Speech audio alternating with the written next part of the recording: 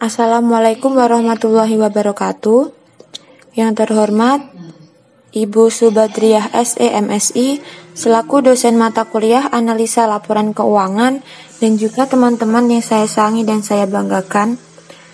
Perkenalkan, kami dari kelompok 5 yang beranggotakan saya, Poppy Ardila, NIM 1911 2023 dan juga rekan saya Tiara Dewi Kusumawati NIM 1911 202334. Di sini kami akan mempresentasikan hasil kerja kelompok kami, yaitu mengenai analisis aktivitas investasi.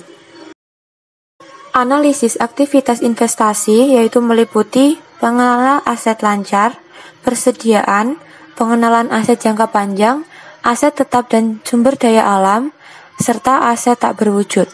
Untuk pengenalan aset lancar yaitu meliputi kas dan setara kas, piutang, beban dibayar di muka. Untuk persediaan meliputi akuntansi dalam valuasi persediaan dan juga analisis persediaan.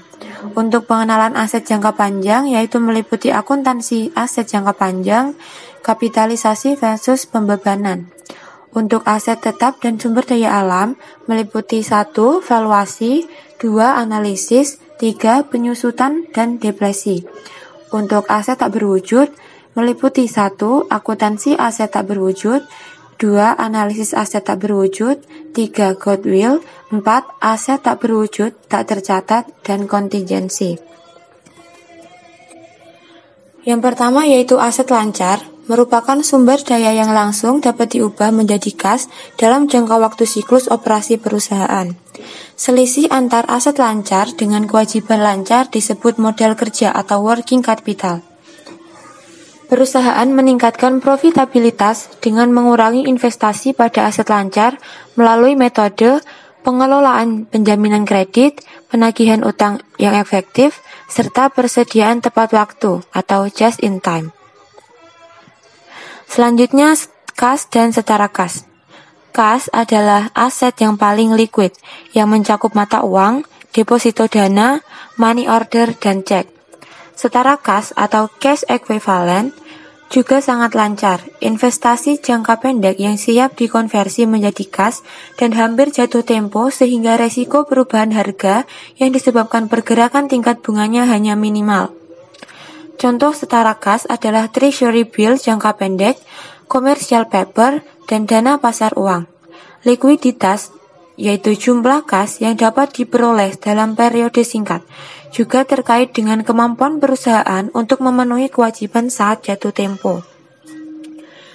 Selain memeriksa jumlah aset likuid yang tersedia untuk perusahaan, analisis juga harus mempertimbangkan hal berikut. Yang pertama, sejauh mana setara kas diinvestasikan pada efek ekuitas, perusahaan dapat mengalami penurunan likuiditas jika nilai pasar dari efek investasi tersebut turun. Yang kedua, kas dan setara kas seringkali dibutuhkan sebagai saldo kompensasi untuk mendukung suatu perjanjian pinjaman atau sebagai jaminan hutang. Selanjutnya, piutang merupakan nilai jatuh tempo yang berasal dari penjualan barang atau jasa atau dari pemberian pinjaman uang. Mencakup nilai jatuh tempo yang berasal dari aktivitas seperti sewa dan bunga. Piutang usaha atau account receivable berasal dari penjualan produk dan jasa kredit. Wesel tagih atau notes receivable mengacu pada janji tertulis untuk membayar. Piutang diklasifikasikan sebagai aset lancar jika diharapkan akan direalisasi atau ditagih dalam waktu 1 tahun atau 1 siklus operasi. Penilaian piutang, perusahaan melaporkan piutang sebesar nilai realisasi bersih atau net realizable value, jumlah piutang total dikurangi penyisihan piutang tak tertagih. Analisis piutang, yaitu risiko kolektibilitas, keaslian piutang, sekuritisasi piutang. Selanjutnya, beban dibayar di muka atau prepaid expense.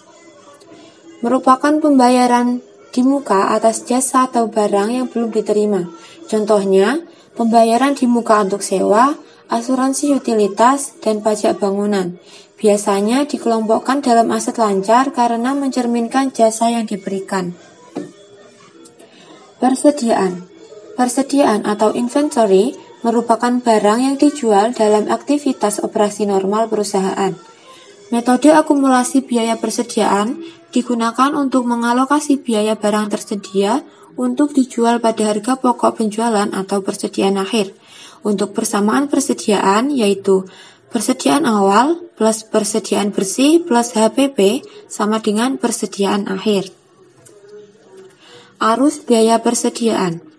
Masuk pertama, keluar pertama atau first in first out disingkat FIFO.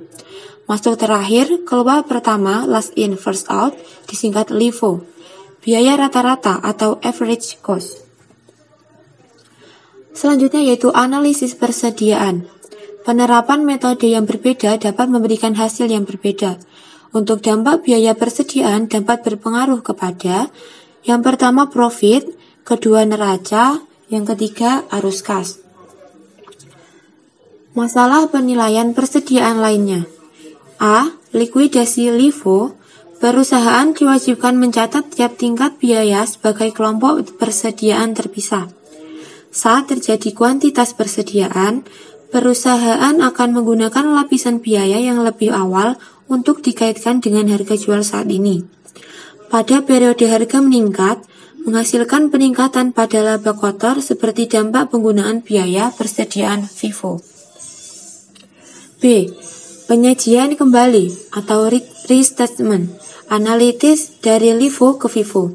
Diperlukan 3 penyesuaian. Yang pertama, persediaan yang dilaporkan berdasarkan LIFO plus cadangan LIFO. Yang kedua, pertambahan kewajiban pajak tangguhan plus cadangan LIFO dikali tarif pajak. Yang ketiga, saldo laba yang dilaporkan plus cadangan LIFO dikali 1 tarif pajak. Cadangan LIFO adalah jumlah di mana biaya saat ini melebihi biaya yang dilaporkan dari persediaan LIFO. Biaya persediaan perusahaan manufaktur dan dampak peningkatan produksi. Terdiri dari 3 komponen. Yang pertama, bahan baku atau bahan mentah. Biaya dari bahan dasar yang digunakan untuk membuat produk. Yang kedua, tenaga kerja, yakni biaya tenaga kerja langsung yang dibutuhkan untuk menyelesaikan produk jadi. Yang ketiga, overhead, yaitu biaya tidak langsung pada proses manufaktur seperti penyusutan peralatan manufaktur, gaji penyelia, dan biaya prasarana. Biaya perolehan atau nilai pasar, mana yang lebih rendah?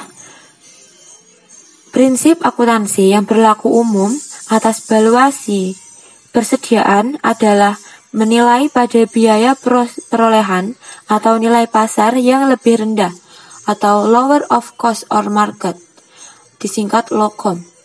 Penilaian ini dapat mempengaruhi secara signifikan laba berjalan dan nilai persediaan. Aturan LOCOM.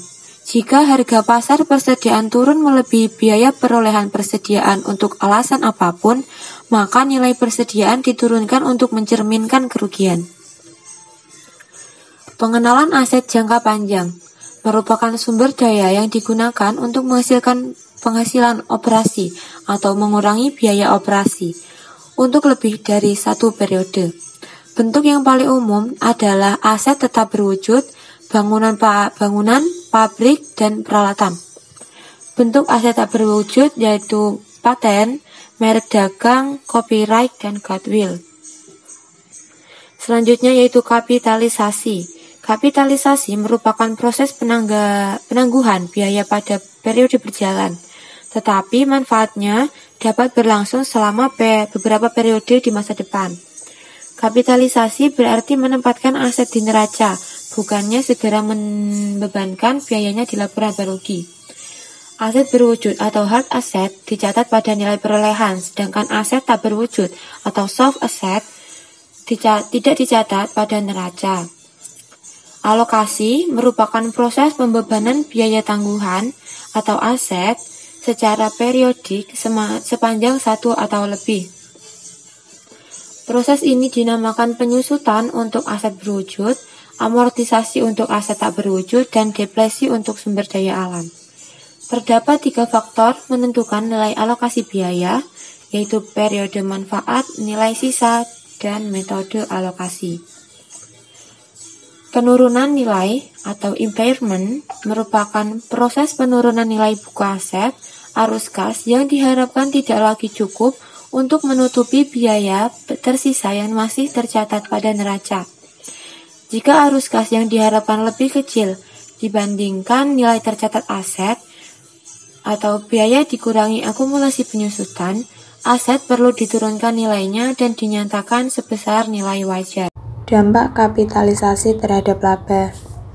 Kapitalisasi menangguhkan pengakuan biaya, artinya kapitalisasi menghasilkan laba yang lebih tinggi selama periode akuisisi, namun lebih rendah pada periode berikutnya. Kapitalisasi menghasilkan serial perataan laba.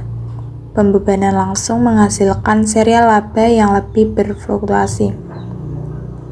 Sebaliknya, alokasi biaya aset sepanjang periode manfaat menghasilkan angka lebih akrual yang lebih stabil dan merupakan pengukuran kinerja perusahaan yang lebih berarti. Dampak kapitalisasi terhadap tingkat pengembalian investasi. Kapitalisasi meningkatkan fluktuasi pengukuran laba dan rasio tingkat pengembalian investasi. Kapitalisasi mempengaruhi laba maupun investasi dari rasio tingkat pengembalian investasi. Membebankan biaya aset menghasilkan basis investasi yang lebih rendah dan meningkatkan fluktuasi laba. Pembebanan juga menghasilkan bias terhadap pengukuran laba karena laba dinyatakan terlalu rendah pada tahun akuisisi dan terlalu tinggi pada tahun berikutnya. Selanjutnya yaitu dampak kapitalisasi terhadap rasio solvabilitas. Pembebanan biaya aset secara langsung. Rasio solvabilitas seperti rasio utang terhadap ekuitas mencerminkan kondisi perusahaan yang lebih buruk dari kondisi sebenarnya. Ini terjadi karena pembebanan biaya langsung menyebabkan ekuitas dinyatakan terlalu rendah untuk perusahaan yang memiliki aset produktif. Dampak kapitalisasi terhadap arus kas operasi. Saat biaya aset dibebankan langsung, biaya ini dilaporkan sebagai arus kas keluar aktivitas operasi. Sebaliknya, jika aset dikapitalisasi, biaya ini dilaporkan sebagai arus kas keluar aktivitas investasi. Pembebanan langsung biaya aset akan menyatakan arus kas keluar operasi yang terlalu tinggi dan arus kas keluar investasi terlalu rendah pada tahun akuisisi dibandingkan dengan tahun lainnya. Selanjutnya yaitu aset tetap dan sumber daya alam. Properti, bank, dan peralatan merupakan aset berwujud tak lancar yang digunakan dalam proses manufaktur, penjualan, atau jasa untuk menghasilkan pendapatan. Aset ini memiliki periode manfaat uang diharapkan meliputi lebih dari satu periode. Menilai properti, pabrik, dan peralatan. Prinsip biaya historis digunakan saat menilai properti, pabrik, dan peralatan. Penilaian historis mengharuskan suatu perusahaan pertama kali mencatat aset sebesar harga belinya. Biaya ini mencakup beban yang diperlukan agar aset berada dalam lokasi dan kondisi siap digunakan, seluruh biaya akuisisi dan persiapan dikapitalisasi pada saldo akun aset. Selanjutnya yaitu menilai sumber daya alam. Merupakan hak untuk mengambil atau mengonsumsi sumber daya alam. Contohnya, hak untuk menambang, menebang kayu, mengambil gas alam dan minyak. Perusahaan melaporkan sumber daya alam sebesar biaya historis ditambah dengan biaya pencairan, eksplorasi, dan pengembangan. Perusahaan biasanya mengalokasi biaya sumber daya alam pada jumlah unit estimasi unit cadangan yang tersedia. Penyusutan. Penyusutan merupakan alokasi biaya bangunan dan peralatan sepanjang masa manfaatnya. Penyusutan tidak menghasilkan dana dari penggantian aset. Tingkat penyusutan bergantung pada dua faktor. Yang pertama umur atau masa manfaat, yang kedua yaitu metode alokasi yang terdiri dari garis lurus, dipercepat, dan khusus. Depresi. Alokasi biaya sumber daya alam berdasarkan tingkat pemungutan atau produksi. Perbedaan dengan penyusutan merupakan alokasi aset produktif sepanjang waktu, sementara depresi alokasi biaya berdasarkan unit yang dieksploitasi dari sumber daya alam. Depresi tergantung dari produksi. Menghasilkan lebih banyak produksi berarti mengeluarkan biaya depresi yang lebih. Selanjutnya yaitu menganalisis aset tetap dan sumber daya alam. Valuasi aset tetap dan sumber daya alam menekankan objektivitas biaya historis. Biaya historis sangat tidak relevan dalam penilaian nilai pengganti atau dalam menentukan kebutuhan aset operasi pada masa depan. Biaya ini tidak dapat dibandingkan untuk mengukur biaya kesempatan atau penghapusan atau dalam menilai kegunaan alternatif dana. Selanjutnya yaitu menganalisis penyusutan dan depresi. Tantangan bagi analisis berasal dari perbedaan metode alokasi yang digunakan untuk pelaporan keuangan dan tujuan pajak. 3 kemungkinan yang umum adalah 1. Penggunaan garis lurus dalam pelaporan keuangan maupun tujuan pajak. 2. Penggunaan garis lurus untuk pelaporan keuangan dan metode dipercepat untuk pajak. 3. Penggunaan metode dipercepat baik untuk pelaporan keuangan dan pajak. Menganalisis penyusutan dan depresi. Terdapat beberapa pengukuran terkait dengan umur aset tetap yang berguna untuk membandingkan kebijakan penyusutan antar periode dan antar perusahaan sebagai berikut. 1. Rata-rata jangkauan waktu total dihitung dengan nilai kotor aset bangunan dan perlengkapan dibagi dengan beban penyusutan periode berjalan. 2. Umur rata-rata dihitung dengan akumulasi penyusutan dibagi dengan beban penyusutan periode berjalan. 3. Umur sisa rata-rata dihitung dengan nilai bersih aset bangunan dan perlengkapan dibagi dengan beban penyusutan periode berjalan. Selanjutnya yaitu analisis penurunan nilai. 3 masalah analisis yang timbul dari Selanjutnya yaitu analisis penurunan nilai. 3 masalah analisis yang timbul dari penurunan nilai adalah: yang pertama, evaluasi jumlah penurunan nilai. Yang kedua, evaluasi kelayakan waktu penurunan nilai. Yang ketiga, analisis efek penurunan nilai terhadap laba. Selanjutnya yaitu aset tak berwujud. Aset tak berwujud merupakan hak keistimewaan dan manfaat kepemilikan atas pengendalian. 2 karakteristik aset tidak berwujud adalah ketidakpastian masa manfaat dan tidak adanya wujud fisik. Aset berwujud sering kali tidak dapat dipisahkan dari suatu perusahaan. Masa manfaat yang tidak terhingga dan mengalami perubahan penilaian yang besar karena kondisi kompetitif. Contoh aset tak berwujud adalah goodwill, paten, hak cipta, merek dagang, merek jual, sewa pemegang hak saham dan perbaikan sewa, hak eksplorasi dan biaya sumber daya alam, rumus khusus proses teknologi dan rancangan, lisensi franchises, keanggotaan dan daftar pelanggan. Substansi aset berwujud. Aset tak berwujud dapat diidentifikasi dan aset tak berwujud tidak dapat diidentifikasi. Amortisasi aset tak berwujud saat kapitalisasi biaya aset tak berwujud atau dapat atau tidak diidentifikasi. Biaya ini selanjutnya harus diamortisasi sepanjang periode manfaat aset ini. Jika kelebihan laba tidak terbukti, maka goodwill yang baik dibeli atau tidak akan tidak bernilai atau hanya bernilai kecil. Begitupun sebaliknya. Yang selanjutnya yaitu aset tak berwujud dan kontingensi yang tak tercatat. Salah satu aset penting dalam kategori ini adalah goodwill yang diciptakan secara internal. Dalam praktik, pengeluaran untuk menciptakan goodwill dibebankan saat kejadian. Jika goodwill diciptakan dan dapat dijual atau menghasilkan kekuatan laba yang lebih besar, maka perusahaan saat ini dinyatakan terlalu rendah karena pembebanan goodwill. Terima kasih, sekian dari presentasi kami. Kurang lebihnya mohon maaf. Wassalamualaikum warahmatullahi wabarakatuh.